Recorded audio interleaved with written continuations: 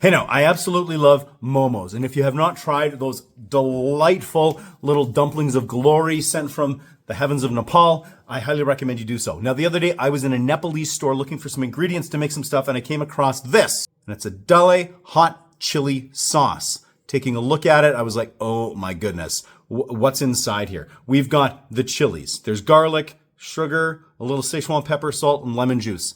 Looks fantastic. Now, taking a peek at what to do with it, first thing is momos. Yeah, momo sauce, awesome. They talk about making chow mein, all kinds of stuff. But one thing they don't mention is, pork loin. So let's see what we can do with that.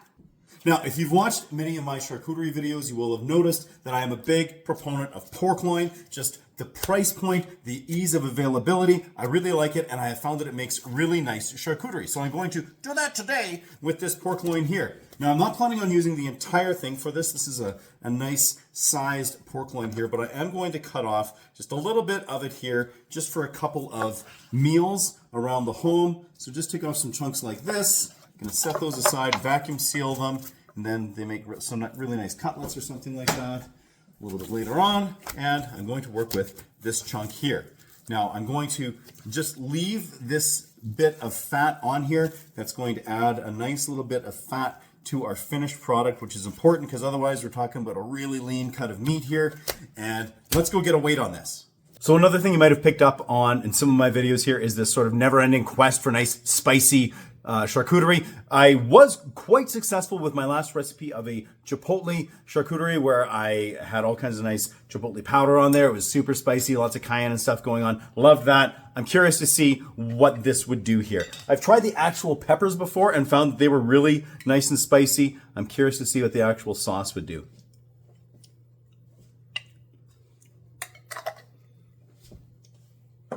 Woo! Yeah, that has got some serious kick.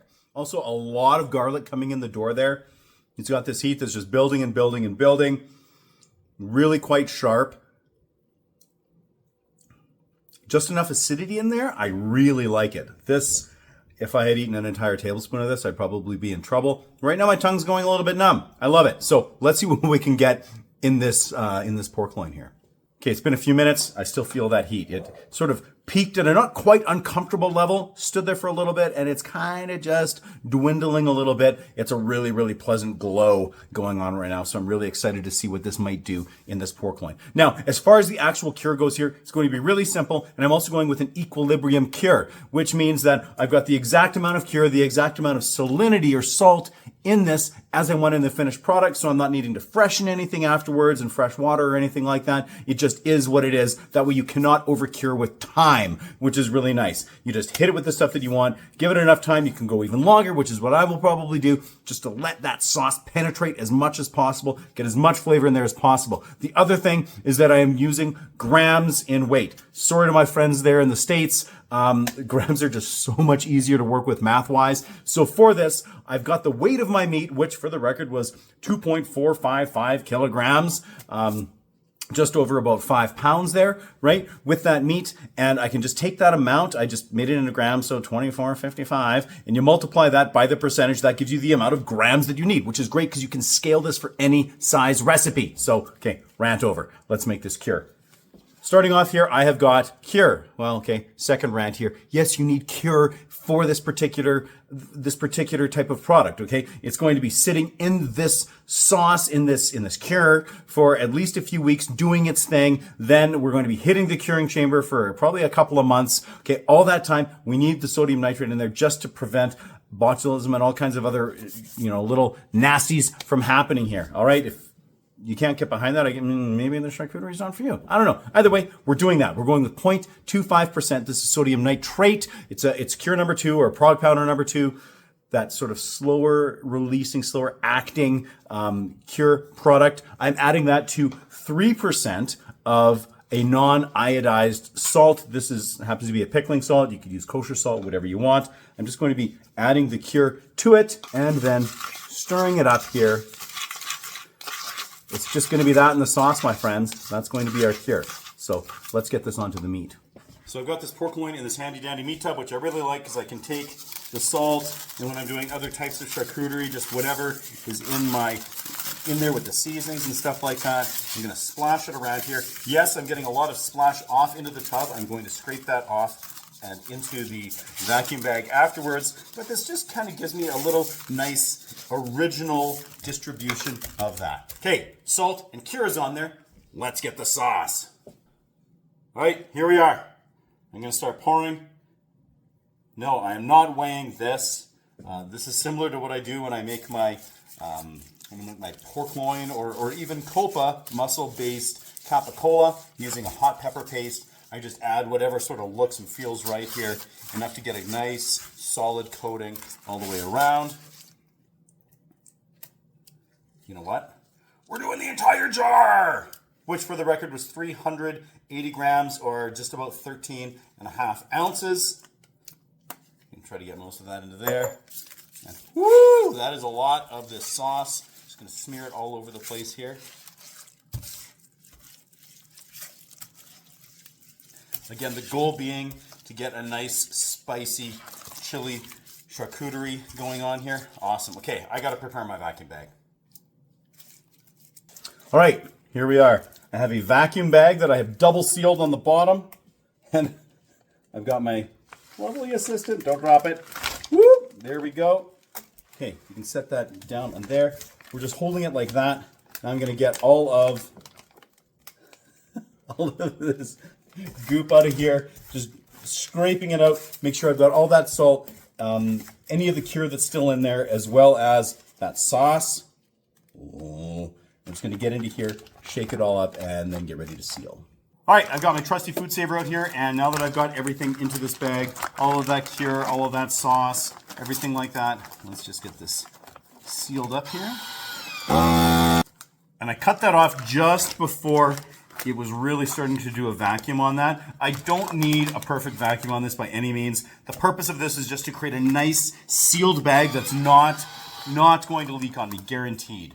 You can use like zipper lock bags and stuff like that for this sort of charcuterie. However, I have had a couple of incidents in the past where a bag did somehow slightly leak on me, and I found that to be very frustrating. So I like the vacuum bags.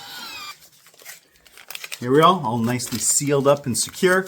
Also, by not creating like a perfect vacuum on that, it gives me a little bit more wiggle room here just to massage this meat. The trick is at this point to take this bag, which by the way, I have labeled with the product. I've got the original weight that I have on here, as well as the date that I'm doing this, so it's easy to track.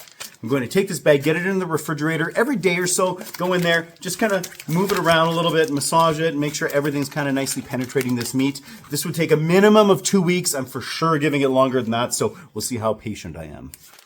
Here we go, after curing. Now, this probably would have been fine with just 2.5, maybe 3 weeks. I've let this go 6, just because I'm trying to get maximum flavor penetration into this meat. So what I'm going to do now is just get this out of here, rinse it off, and pat it dry with some paper towel. But before I do that, check that out. I just threw that out of the bag. Oh, it smells so good in here. So here we are after I've cleaned this off. You can see we have picked up some color here. I got most of the seeds and stuff off of here.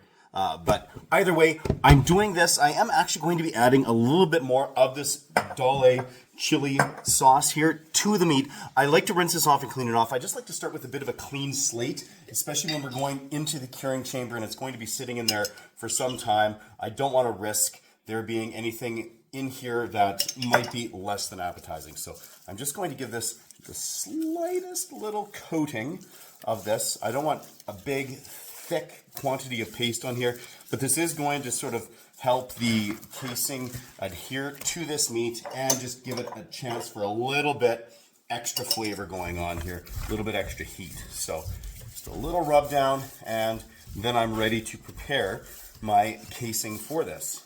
All right, so I am ready to wrap this meat here. Now, I've got my nice cutting board here. I actually sprayed that down with vinegar. I also have my pasted hog skin, and this is what I am going to be wrapping this in. I've also used the collagen sheets, which I like quite a bit as well. I actually prefer them a little bit to this because I find that this has a tendency to tear a little bit easier, but the supply store I went to, this is what I had. So either way, I've got that. It's also sprayed down with vinegar, and I'm just doing that to create a blank slate here. Also, as far as possible mold or bacteria or anything like that go, just to reduce possibility for disaster in the finished product. Now I'm just going to take this I'm just going to roll it over top. I'm not worried if there are just like some little air pockets or anything like that at this time, because I am going to be pricking them with my sausage pricker once everything is all done. I'm just going to fold this up and over here. And I also have my netting that I just set aside. It's been soaking in vinegar as well, and we are ready to get this netted. So also, because I only had so much excess here, I've just folded it over. Sometimes I will actually crimp that with some hog rings just to make sure that it's not going to go anywhere while we're pulling this up and over. But this time we're just going to be nice and careful, especially along the top end here, because it's going against the grain with that. Oh, perfect. See, here we are, and this netting is going to allow me to easily hang this meat, as well as it'll just kind of keep compressing everything as it is dry aging and losing some volume here. So now I do want to close this up really securely. You could use string for that, but I'm just going to be using some 1/2-inch hog rings here. I find that they're a really good size for working with this, so I'm just going to twist the end here. And by using these hog rings, it's really going to help ensure that I don't accidentally have the meat pop out or anything like that, because it is going to be hanging vertically, so I want to be able to take that pressure at each of the ends. There we are. Now I do have a little bit of excess here. I'm just going to cut off that netting. And as promised, got my sausage pricker here, and I'm just going to give this pricks all over the place here, and that's going to help ensure that if there are any air pockets, this netting is going to help compress them and squeeze out that air, because if we have air pockets, we've got potential for mold growth underneath this casing, which would not be a good thing at all. So here we are. Let's get a weight on this. So I've got the curing chamber fired up here. This is the only item that's actually in here at the moment, so it was turned off until just a little bit earlier today. I've got this set at 53 degrees Fahrenheit and 72% relative humidity.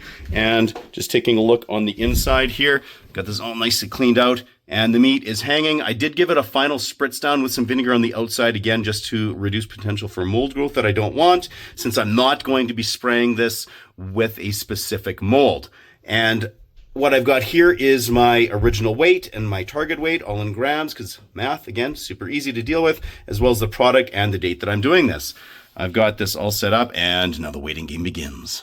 Well, it has been 8 weeks, and we have hit our target weight loss of 35%, so it's time to get this Dalle pepper pork loin out of the curing chamber. All right, so this is probably the easiest and yet the most frustrating part of the entire process. It's easy because all I'm doing is vacuum sealing this up here, but it's frustrating because I know that I now need to wait for approximately 3 to 4 weeks before I actually get to dig into this here. So I'm just gonna seal this up with the old food saver. All right, there we are. Just going to label this up and get it into the fridge. All right, I'm incredibly excited. Been a patient boy. It is time. I'm gonna slice into this here. Let's see what it's all about. Let us remove. And now, of course, I still have the actual casing on here, that sheet that this was wrapped in during the dry age phase. So I'm going to just peel that off. Oh, man. Oh. It smells good. All right. Pull that right off. Sweet. Okay, we got to cut into this. And, ooh. It's a little firm. That is A-okay. So now take a little peek here on the inside. Gorgeous. A little bit of that color penetration just around the very perimeter there, but I don't really care about the color on this. It's all about the flavor, so let's find out exactly what that's like. All right, I'm gonna rip off some slices here on my Avanco SL10 meat slicer. I really love this slicer. There are some pretty nice similar options out there available online. But stepping up to something like this where you've got like the nice sturdy metal design, a wicked sharp blade, something you can sharpen right in place, all of that, it really did change my charcuterie game on the slicing end. And really, slicing it, that is what lets you have all of the flavor. Look at that. It's just all surface area here. So thin, so beautiful. Let's taste. Man. Oh, that smells good. It smells like peppers. Like hot chilies, those Dalle peppers, a little garlic in there. It's currently melting in my mouth.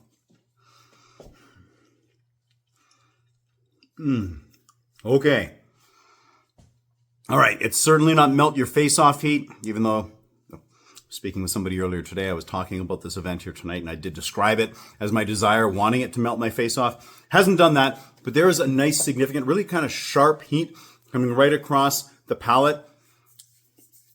And that's just after one slice. Let's have a couple more here, see what it does. All right. It's so incredibly good. Some really, really, like I said, nice sharp heat coming out of those peppers. There's a lot of garlic going on here too. Not overpowering by any means, but it's really, really nicely complementary with that heat. There is for sure some acidity. I don't know if I would necessarily say, yo, there's lemon in here, but that as an ingredient for sure is getting some acidity that did manage to get into the meat. I really like that. The salinity is perfect. Just absolutely nailed that. Very, very happy with it. It's super, I want to keep eating it. Fabulous. All the ingredients that are in that list, it's all showing up here in the finished product. It's got the heat. I'm incredibly happy. I'm going to blast off a bunch of that for some raclette here for tonight, because just pairing it with that cheese, oh my. So yeah, that Dalle pepper hot sauce, that Dalle chili pepper hot sauce, incredibly delicious. Find an Nepalese store near you, pick some up. This is incredible. Very, very happy. It's unlike probably any other charcuterie that I've made. Just that blend of flavors turn out really nicely in this. Again, that pork loin, taking that really easily accessible, inexpensive cut of meat, just treating it with some love, doing something super cool with it, not dry aging it too far, taking it right around in that 35-ish% range, still leaves enough moisture going on in this. It's just soft and delicate and everything that it should be. So very, very happy. Give it a whirl. If you do, let me know how you like it. And until next time, keep it at 11.